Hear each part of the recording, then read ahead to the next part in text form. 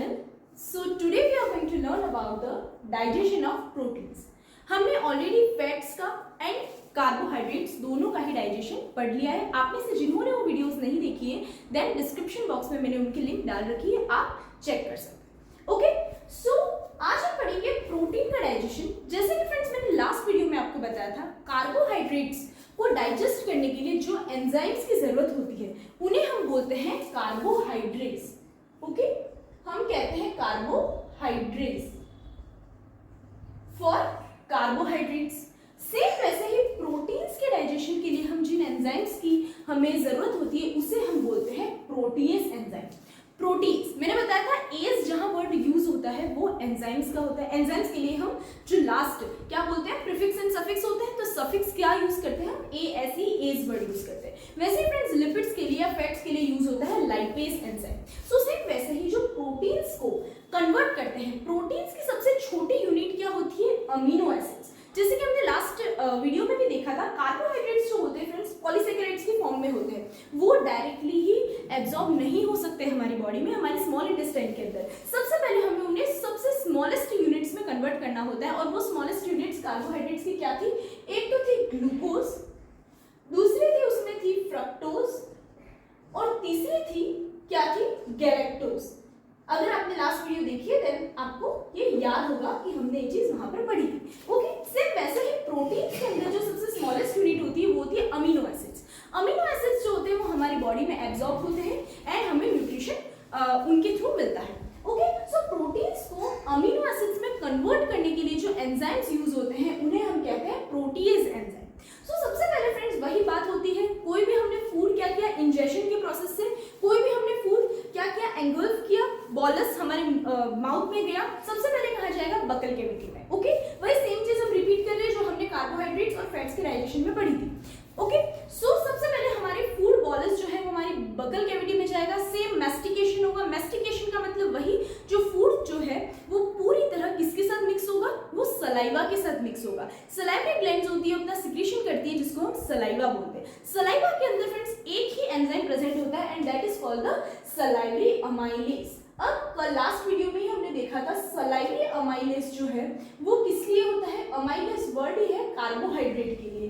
मतलब जो कार्बोहाइड्रेट्स होते हैं 30% कार्बोहाइड्रेट्स का डाइजेशन जो होता है वो कहाँ हो जाता है, हमारे बकल कैविटी में सलाइवरी अमाइलेज में के थ्रू. ओके, सो सलाइवरी अमाइलेज के अलावा कोई भी जो दूसरा एंजाइम प्रेजेंट नहीं होता है. मतलब अभी हम बात कर रहे हैं प्रोटीन्स के डाइजेशन की, तो प्रोटीन्स के डाइजेशन के लिए कोई भी प्रोटीएज एंजाइम सलाइवा में प्रेजेंट नहीं होता है. इसका मतलब क्या होगा फ्रेंड्स, हमारी बकल कैविटी से डाइजेशन जरूर स्टार्ट होता है बट प्रोटीन का डाइजेशन हमारी बकल कैविटी में नहीं होता है. ओके, सो नेक्स्ट क्या होगा, फूड बॉलस जो होगा हमारा मैस्टिकेटेड फूड होगा वो ईसोफेगस के थ्रू आएगा हमारे स्टमक में. तो स्टमक में जो होता है मैकेनिकल केमिकल चेंजेस होते हैं. मैकेनिकल चेंजेस क्या होते हैं फ्रेंड्स, एज अ मशीन हमारा जो स्टमक है वो क्या करेगा, वो मूवमेंट शो करता है, पीरियोडिक मूवमेंट शो करता है. क्या करता है, पीरियोडिक मसल कॉन्ट्रैक्शंस होते हैं हमारे स्टमक वॉल के अंदर.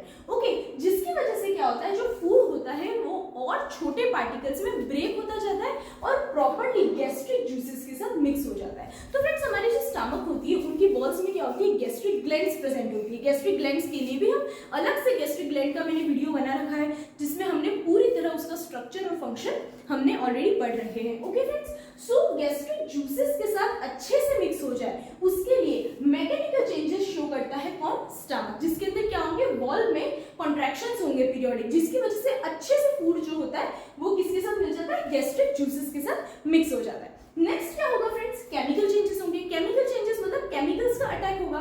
केमिकल्स में आते हैं हमारी गैस्ट्रिक जूसेस.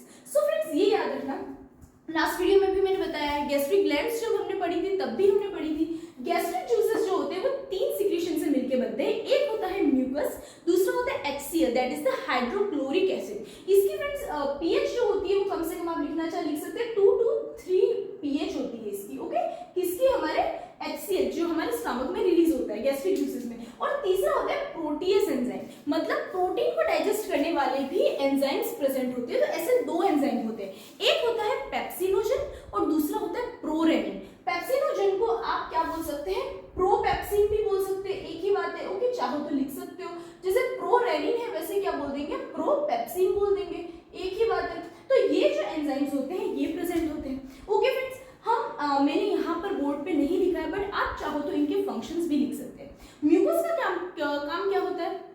म्यूकस एक तरह से फ्रेंड्स फूड के साथ मिक्स हो जाता है एंड क्या करता है, एक लेयर बना देता है। लाइक ये है हमारा स्टमक, ओके, ये इसोफेगस है और ये हमारा स्टमक है।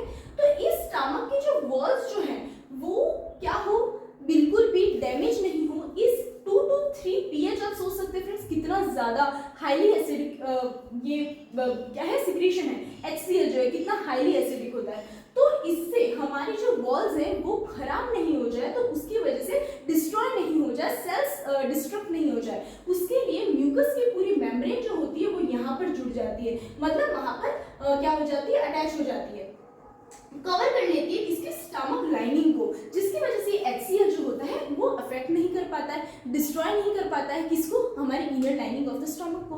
देन HCl का काम क्या होता है, तो फ्रेंड्स HCl के सेवरल फंक्शंस होते हैं। एक तो क्या होता है, फूड के अंदर कोई बैक्टीरिया होगा, HCl जो है हाइड्रोक्लोरिक एसिड क्या करेगा, उसको डिस्ट्रॉय कर देगा। देन सेकंड इसका फंक्शन क्या होता है, लास्ट वीडियो में फ्रेंड्स आपको याद होगा हमारे जो अभी में भी मैंने बताया सलाइवरी अमाइलेज है जो किसके ऊपर कर रहा है, अटैक कर रहा है, वो कार्बोहाइड्रेट्स के ऊपर। ओके, सो सलाइवरी अमाइलेज बोल सकते हैं या फिर उसका दूसरा नाम क्या होता है, टाइलिन भी होता है, दोनों एक ही बात है।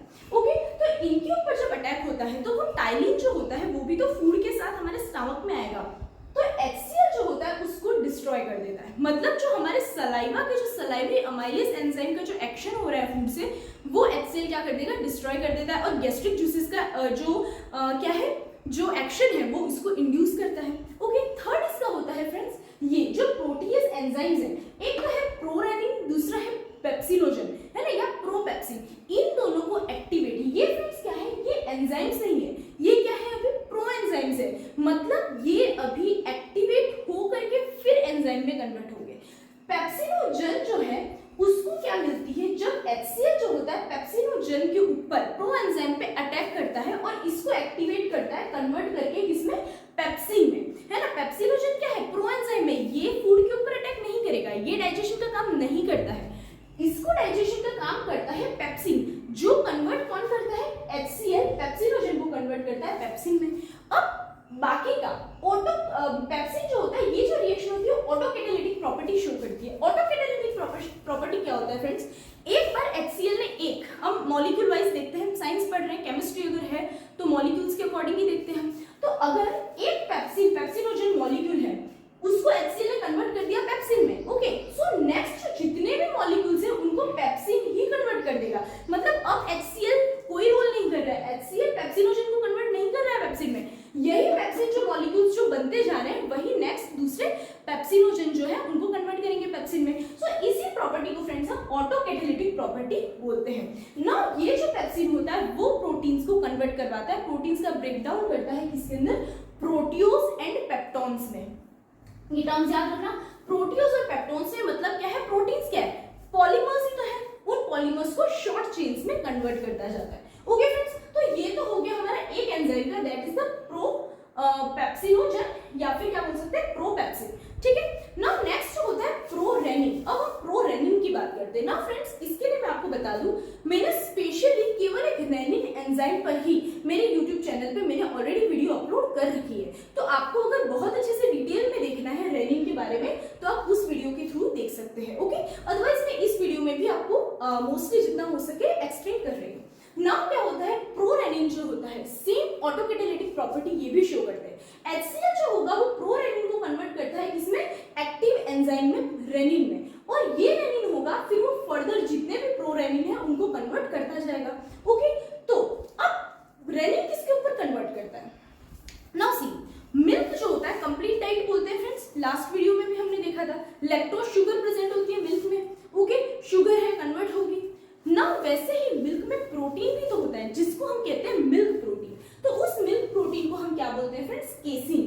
केसिन क्या है, मिल्क प्रोटीन है, मिल्क में जो प्रोटीन प्रेजेंट होता है केसिन, उस पर रेनिन अटैक करता है और कन्वर्ट कर देता है उसको पैराकेसिन और वे प्रोटीन में। अब यहाँ पर फ्रेंड्स एक बहुत अच्छी टर्म मैं आपको बता रही हूँ, एक होता है योगर्ट, ये दोनों ही वर्ड्स आपने सुन रखे हैं ऑब्वियसली, एक है योगर्ट और दूसरा है कर्ड, ठीक है, आपने खाए भी होंगे, दोनों में फर्क क्या है, डिफरेंस क्या है, अगर आपको ये ऑलरेडी पता था देन आप मुझे कमेंट सेक्शन में जरूर बताना।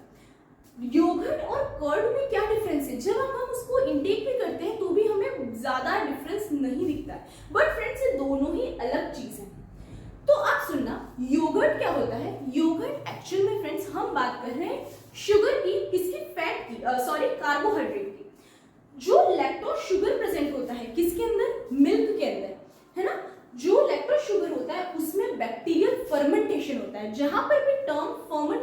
गया। फर्मेंटेशन का मतलब क्या होगा, लैक्टिक एसिड का प्रोडक्शन, यही होता है। तो योगर्ट में क्या होता है, due to fermentation lactic acid का फॉर्मेशन होता है, और जिसकी वजह से एक मिल्क जो होता है वो किसमें कन्वर्ट हो जाता है, एक सेमी सॉलिड सब्सटेंस में कन्वर्ट हो जाता है, जिसको हम कहते हैं योगर्ट। बट फ्रेंड्स कर्ड की बात करें, दही जिसको बोलते हैं, वो अलग होता है। दही के अंदर, कर्ड के अंदर कोई भी क्या हो रहा है, कोई भी फर्मेंटेशन नहीं हो रहा है, यहाँ पर एसिड्स रिलीज होते हैं। बात एक ही है, बैक्टीरिया ही तो एसिड रिलीज करेंगे, बट स्टिल यहाँ पर क्या होगा, एसिड रिलीज होंगे, जिसकी वजह से कर्डलिंग होती है। मतलब जो मिल्क होता है, मिल्क प्रोटीन होता है, वो कोएगुलेट हो जाता है, एंड कोएगुलेट होकर के किसमें बच जाता है, वे प्रोटीन में बच जाता है। और यही है फ्रेंड्स हमारा वे प्रोटीन। ये वे प्रोटीन जो होता है, यही होता है क्या, हमारा कर्ड। ओके, इसको हम क्या बोलते हैं, कर्ड बोलते हैं। तो फ्रेंड्स यही दोनों में डिफरेंस है, योगर्ट और कर्ड में टेस्ट और मोस्टली सेम ही होता है, बट स्टिल इनकी जो प्रोडक्शन होता है, इनका जो तरीका होता है बनने का, वो क्या होता है, अलग होता है। ओके, ये तो हमारा एक जनरल था डिस्कशन, जनरल सीखना था। नाउ फ्रेंड्स केसिन जो है वो कन्वर्ट होगा हमारे, वापस हम आते हैं, केसिन जो मिल्क प्रोटीन है, रेनिन उसके ऊपर अटैक करेगा एंड उसको कन्वर्ट करेगा पैराकेसिन में, वे प्रोटीन में। मतलब क्या हुआ, हमारे स्टमक के अंदर कर्डलिंग हुई है, जो मिल्क प्रोटीन था वो कन्वर्ट हो गया कर्ड में। नाउ ये जो पैराकेसिन होता है, ऑब्वियसली हम क्या कहते हैं, दूध पीने से क्या होती है, ताकत आती है, जो बोन्स होती है स्ट्रांग होती है। क्यों, क्योंकि दूध के अंदर, मिल्क के अंदर कैल्शियम प्रेजेंट होता है। कैल्शियम आयंस जो होते हैं वो पैराकेसिन के साथ मिक्स होते हैं। यहाँ पर पैराकेसिन के साथ वो मिक्स होते ही क्या करेंगे, कैल्शियम पैराकेसिनेट बनाते हैं। नाउ कैल्शियम पैराकेसिनेट जो है फ्रेंड्स, ये अब वेट करता है, ये थोड़े टाइम तक हमारे स्टमक में रहता है, क्योंकि अब रेनिन एंजाइम का जो एक्शन था वो स्टॉप हो गया है। तो यहाँ पर अब कैल्शियम पैराकेसिनेट है, उसके ऊपर वापस से पेप्सिन एंजाइम भी अटैक करता है और इसको कन्वर्ट कर देता है इसमें, पेप्टोन्स में। ओके, पेप्टोन्स में ये क्या हो गया, कन्वर्ट हो गया। ये भी थोड़ी शॉर्टर जो पॉलीमर है हमारा प्रोटीन, उसकी शॉर्ट चेन में कन्वर्ट हो गया। ओके फ्रेंड्स, तो ये सारी प्रोसेस होती है हमारी किसके अंदर, स्टमक के अंदर। स्टमक के अंदर इतना डाइजेशन हो चुका है। नाउ फ्रेंड्स जो रेनिन के बारे में और भी कुछ टर्म्स आप चाहो तो लिख सकते हैं। मार्केट में जो कर्डलिंग के लिए यूज आती है रेनेट टैबलेट्स, है ना, क्या होती है, रेनेट टैबलेट्स होती है, आप लिख सकते हैं अगर चाहो तो, ये होती है रेनेट टैबलेट्स। रेनेट टैबलेट्स क्या करती है, एज अ रेनिन एंजाइम जो है वो मिल्क में डालती है कर्डलिंग के लिए। जो बड़ी बड़ी इंडस्ट्रीज होती है, मिल्क इंडस्ट्रीज में ये टैबलेट्स जो होती है वो कर्डलिंग का काम कर देती है। ओके, नाउ फ्रेंड्स जो रेनिन का प्रोडक्शन होता है वो भी जैसे कि मैंने लास्ट वीडियो में आपको बताया था, जब हम कार्बोहाइड्रेट्स का डाइजेशन पढ़ रहे थे, आपको याद होगा लैक्टेस एंजाइम का जो प्रोडक्शन होता है वो धीरे धीरे क्या होता है, कम होता जाता है। ओके, लैक्टोज इंटॉलरेंस टर्म हमने पढ़ी थी, आपको याद होना चाहिए। सेम वैसे ही क्या होता है, रेनिन का भी प्रोडक्शन कम होता जाता है। क्यों, क्योंकि जब कोई इन्फेंट्स होते हैं, बेबीज होते हैं, वो उस टाइम पे उनका जो प्राइमरी फूड, या हम कह सकते हैं सब कुछ क्या होता है, मिल्क ही होता है। बट जैसे जैसे हम बड़े होते जाते हैं, मिल्क से हटकर हम दूसरी चीजें खाते हैं, मतलब हमें रेनिन का जो फंक्शन जो होता है वो कंपैरेटिवली कम होता जाता है, इसलिए रेनिन प्रोडक्शन भी धीरे धीरे कम होता जाता है। रेनेट टैबलेट्स जो होती है वो किससे बनती है, काव्स से बनती है। मतलब जो बेबी काउस जो होती हैं, काव्स जो होते हैं, उनमें से, उनके मिल्क में से, उनके अंदर से वो क्या करते हैं, रेनिन एंजाइम को एक्सट्रैक्ट करते हैं एंड यूज करते हैं किसके अंदर, कर्डलिंग के लिए जो कर्ड है योगर्ट प्रोडक्शन के लिए वो यूज किया जाता है। ओके फ्रेंड्स, तो ये तो एक हो गया जनरल इंट्रोडक्शन या जनरल इंफॉर्मेशन हो गई रेनिन की, तो आप ये याद रखना। तो एक क्वेश्चन ये भी आएगा कि मैम जब हमारे अंदर रेनिन का प्रोडक्शन ही नहीं हो रहा है, कम होता जा रहा है और एक टाइम पे बंद ही हो रहा है, देन हमारे अंदर मिल्क हम जब पीते हैं दूध, तो हमारा डाइजेशन, दूध का जो मिल्क प्रोटीन केसिन का डाइजेशन कैसे होता है, तो उस टाइम पे फ्रेंड्स इसका डाइजेशन कौन करता है, पेप्सिन ही करता है। पेप्सिन ही उस पर अटैक करते हैं। एक कीमोट्रिप्सिन जो होता है, हमने लास्ट वीडियो में देखा था, जो कार्बोहाइड्रेट का डाइजेशन करता है, तो कीमोट्रिप्सिन, पेप्सिन, यही सब क्या करते हैं, मिल्क प्रोटीन का, मिल्क का भी डाइजेशन स्टार्ट कर देते हैं ना, instead of rennin. Okay friends, तो इतना डाइजेशन कहाँ हो गया, हमारे स्टमक में फिनिश हो गया। अब नेक्स्ट होता है स्मॉल इंटेस्टाइन। फूड जो होगा वो कहाँ जाएगा, नेक्स्ट स्मॉल इंटेस्टाइन भी जाएगा। स्मॉल इंटेस्टाइन ही तो वो जगह है जहाँ पर कंप्लीट डाइजेशन हो जाता है। तो स्मॉल इंटेस्टाइन में कोई भी फूड कभी भी जाता है तो 3 सिक्रीशन से मिलता है।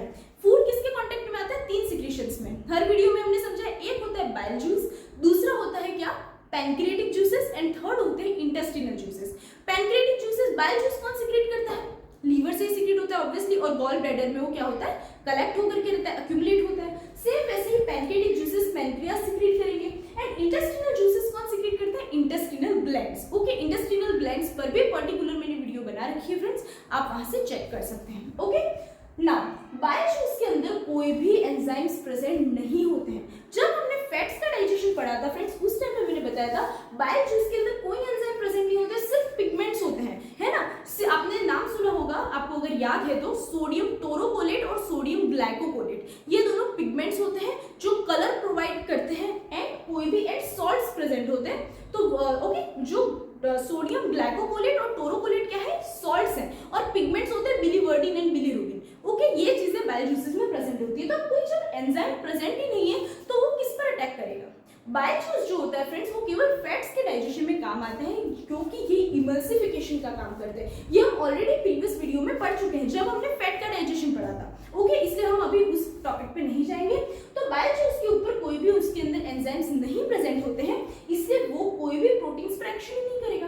तो बचे कौन से? Pancreatic juices and intestinal juices. So pancreatic juices जो होते हैं फ्रेंड्स, इनके अंदर 3 इनएक्टिव प्रोटीज एंजाइम होते हैं, इनएक्टिव होते हैं, जैसे कि पेप्सिनोजन और प्रोरेनिन थे, इनएक्टिव एंजाइम्स थे। सेम वैसे ही इनमें भी 3 इनएक्टिव एंजाइम होते हैं, प्रो एंजाइम्स होते हैं। जैसे कौन कौन से होते हैं? ट्रिप्सिनोजन, कीमोट्रिप्सिनोजन, ये आ गया कीमोट्रिप्सिनोजन जिसकी अभी मैं बात कर रही थी। एंड थर्ड होता है प्रो कार्बोक्सीपेप्टिडेज। ये 3 होते हैं फ्रेंड्स, क्या प्रो एंजाइम्स प्रेजेंट होते हैं। इनएक्टिव क्या होते हैं? एंजाइम्स होते हैं जो क्या करते हैं, प्रोटीज एंजाइम होते हैं, मतलब प्रोटीन्स को कन्वर्ट करते हैं स्मॉलर यूनिट्स में, अमीनो एसिड्स में, प्रोटीन्स का डाइजेशन में हेल्प करते हैं। सो फर्स्ट है ट्रिप्सिनोजन। ट्रिप्सिनोजन को ये फैक्ट्स टर्म याद रखना, जो हम अभी आगे इसके बारे में पढ़ेंगे। जस्ट एक इंटेस्टिनल ग्लैंड, अभी हम बता देती हूं मैं, इंटेस्टिनल जूसेस के अंदर भी 3 सिक्रीशंस होते हैं। एक होता है एंटेरोपेप्टिडेज या फिर कह सकते हैं एंटेरोकाइनेज, दोनों एक ही चीज है। एंटेरोकाइनेज या एंटेरोपेप्टिडेज जो है वो नॉन डाइजेस्टिव प्रोटीज एंजाइम है, मतलब ये कोई भी प्रोटीन के डाइजेशन में हेल्प नहीं करता है, ये केवल एक सिक्रीशन है जो इंटेस्टिनल जूसेस सिक्रीट करते हैं। दूसरे होते हैं अमीनोपेप्टिडेज और डाइपेप्टिडेज, जो एक्चुअल में क्या है, डाइजेस्टिव एंजाइम्स हैं। सो जो इंटेस्टिनल जूस एंटेरोपेप्टिडेज या फिर एंटेरोकाइनेज, एक ही बात है, ओके, सेम थिंग है। वो क्या करते हैं, एंटेरोकाइनेज पैनक्रियाटिक जूस जो है उसके अंदर जो ट्रिप्सिनोजन है उसको कन्वर्ट करता है ट्रिप्सिन में, एक्टिव एंजाइम पर में क्या करता है, कन्वर्ट करता है। एंड देन ये भी ऑटोकैटालिसिस शो करता है, मतलब ट्रिप्सिन जो है वो अगेन ट्रिप्सिनोजन को कन्वर्ट करवाएगा। नाउ ये जो ट्रिप्सिन होता है वो प्रोटीन्स के ऊपर अटैक करते हैं एंड कन्वर्ट करते हैं उनको पेप्टोन्स में। ओके, नेक्स्ट जो है कीमोट्रिप्सिनोजन, सेम वही चीज आ गई फ्रेंड्स। ट्रिप्सिन, अब ये जो ट्रिप्सिन जो यहाँ पर बना था वो ट्रिप्सिन ट्रिप्सिनोजन को तो करता ही है एक्टिवेट, नेक्स्ट कीमोट्रिप्सिनोजन को भी कन्वर्ट करता है कीमोट्रिप्सिन में, और ये कीमोट्रिप्सिन भी सेम एक्शन शो करता है, प्रोटीन्स को कन्वर्ट करता है किसके अंदर, पेप्टोन्स में। ओके, नाउ नेक्स्ट है प्रो कार्बोक्सीपेप्टिडेज। प्रो कार्बोक्सीपेप्टिडेज को फ्रेंड्स ट्रिप्सिन ही कन्वर्ट करता है कार्बोक्सीपेप्टिडेज पे, एंड कार्बोक्सीपेप्टिडेज जो है वो अगेन क्या करेगा, पेप्टाइड्स, ये जो पेप्टाइड्स बनते हैं अभी तक हमने देखा ना, पेप्टोन्स पेप्टाइड्स जो बन रहे हैं, अभी जो प्रो कार्बोक्सीपेप्टिडेज होता है, नाम से क्लियर है पेप्टिडेज, मतलब अब ये करता है कन्वर्ट पेप्टाइड्स को किसके अंदर, डाइपेप्टाइड्स और अमीनो एसिड्स में। याद रखना ये जो दोनों है वो प्रोटीन्स को कन्वर्ट कर रहे हैं पेप्टोन्स या पेप्टाइड्स में। प्रो कार्बोक्सीपेप्टिडेज जो कार्बोक्सीपेप्टिडेज में कन्वर्ट होता है वो कन्वर्ट करता है अब पेप्टाइड्स को, पेप्टाइड्स मतलब पॉलीपेप्टाइड्स है, ओके, शॉर्ट चेन है ना, तो ये कन्वर्ट करता है किसमें, डाइपेप्टाइड्स और अमीनो एसिड्स में। अमीनो एसिड स्मॉलेस्ट यूनिट आ गई, एंड डाइपेप्टाइड्स मतलब पेप्टाइड के 2 हैं, डाई वर्ड ही क्लियर है ना, 2 बॉन्डेड मतलब 2 मॉलिक्यूल है, ओके, डाइपेप्टाइड्स में कन्वर्ट हो जाता है। अब जो फूड है फ्रेंड्स वो किससे मिलेगा, पैनकेटिक जूस का एक्शन फिनिश हुआ तो उसके बाद अब फूड आता है कांटेक्ट में with the intestinal juices. Intestinal juice में मैंने अभी बताया 3 सिक्रीशन होंगे, एक होता है एंटेरोपेप्टिडेज या एंटेरोकाइनेज जो करेगा किसको, ट्रिप्सिनोजन को कन्वर्ट, तो उसका रोल नॉन डाइजेस्टिव है, कोई डाइजेशन में उसका रोल ही नहीं है, केवल एक्टिवेट करने में काम करता है। तो दूसरा आता है अमीनोपेप्टिडेज। अमीनोपेप्टिडेज क्या करते हैं, जो पेप्टाइड्स होते हैं फर्दर दूसरे पेप्टाइड्स से उनको कन्वर्ट करेंगे डाइपेप्टाइड्स और अमीनो एसिड्स में, ओके, सेम फंक्शन है। और एंड में डाइपेप्टिडेज जो होता है एंजाइम वो किसको कन्वर्ट करेगा, डाइपेप्टाइड्स को अमीनो एसिड्स में कन्वर्ट कर देगा। तो फाइनली हमारे पास फ्रेंड्स स्मॉलेस्ट यूनिट्स आ गई जो क्या है, अमीनो एसिड्स है। अब ये अमीनो एसिड्स जो है वो हमारे विलाई, जो स्मॉल इंटेस्टाइन में विलाई होती है, फिंगर लाइक प्रोजेक्शन प्रोजेक्शन होता है उनकी वॉल में। ओके, ये वॉल है तो उनकी वॉल में क्या होता है, finger like steps and projections होते हैं जो क्या करते हैं, एब्जॉर्प्शन का काम करते हैं, जो इन अमीनो एसिड्स को क्या कर लेंगे, एब्जॉर्ब कर लेंगे। सो इस टाइप से फ्रेंड्स हमारा जो डाइजेशन ऑफ प्रोटीन है वो यहाँ पर फिनिश होता है। If you find any doubt related to this topic then you can ask me in the comment box. Okay, so मिलते हैं हम नेक्स्ट वीडियो में। Thank you.